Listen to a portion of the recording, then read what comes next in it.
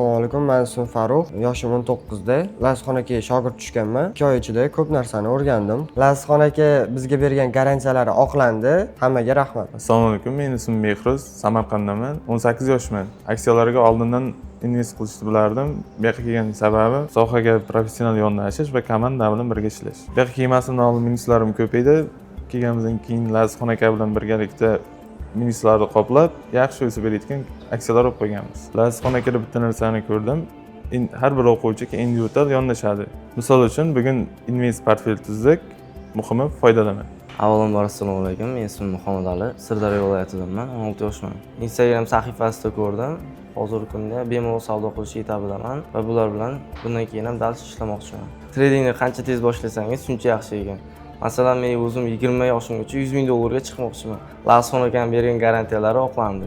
Assalomu alaykum, hurmatli YouTube sahifam kuzatuvchilari. Mana hozir shu o'quvchilarimiz bilan bo'lib o'tgan shu kurs jarayonidan bir fikrlarni eshitib o'tdik.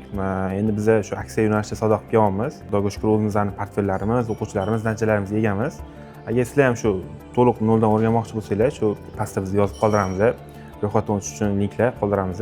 Bemalol kelib o'rganishingiz mumkin. O'zi umuman olganda aksiyalarni o'rganish, umuman olganda portfel qilish hamma uchun kerak.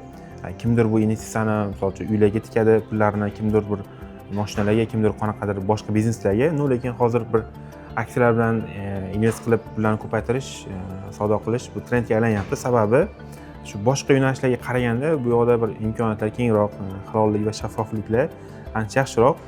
Agar biz sohaga qiziqib ko'rib sizlarga to'g'ri keladigan bo'lsa, qo'limizdan kelgancha shu sohada o'rgatishga, bilim berishga tayyormiz. Sog' bo'linglar.